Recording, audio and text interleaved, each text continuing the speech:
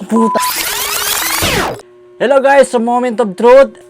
So, ito na nga yung order natin galing from Shopee. Ito na yung Lotus brand na grinder.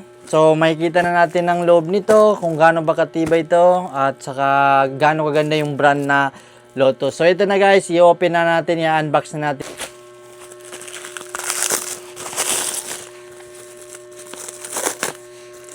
So, maganda yung packaging nila guys, sobrang secured talaga.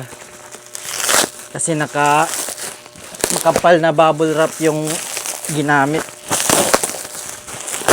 So, ito na guys. Moment of Truth. Itatry natin mamaya kung gaano katibay or gaano kalakas yung Lotus brand na grinder. So,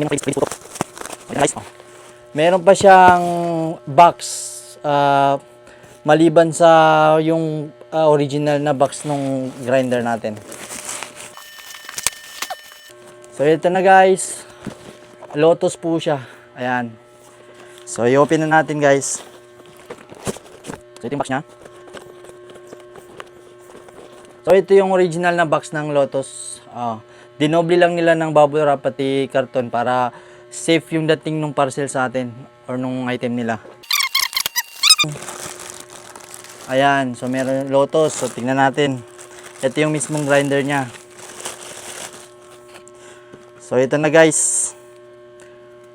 Ayan guys. Parang bigatin siya, no? Mabigat siya guys.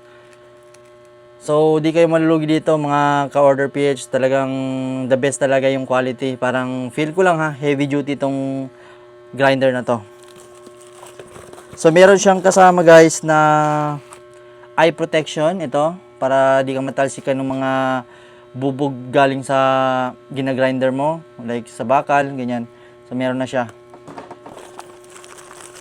So, ito yung manual niya guys. Ayan, meron siyang manual. So, original brand ito eh. So, meron siyang manual. Then, meron siyang kasamang tatlong, ayan, lista dito para sa bakal. Pangputin mga bakal ito. So, meron siyang tatlo guys. Yan, tatlong mga order PH. So, yan lang yung naman niya. Pati ito, kalimutan ko meron siyang pang higpit. Ayan. So, mga order PH, meron lang siya ng 1,500. So, meron din siyang kasama brush. So, pagka nasira, pwedeng kayo yung repair. So, testing natin guys ha. Ayan, ilalagay natin. So, dito yung kanya guys. Yan, para madaling siya maluwagan dito. Ayan. So, dapat hindi mabaliktad yung lagay nyo ng volt na to. Ayan. So, ito, sa mga first time gumamit nito, kasi medyo delikado to, no? Diba? So, ito, tinuturo ko sa inyo kung paano eksaktong gamitin yung, ayan. So, higpitan nyo lang, yan. So, di ko muna nilagay yung eye protection niya kasi wala naman po akong gugupitin na bakal. So, try lang natin kung gumagana ba or malakas. So, ito na. So, Moment of Truth, guys. Ayan. So, dito yung on-off niya. Try natin, guys, ha. Ayan, di ba? Galing.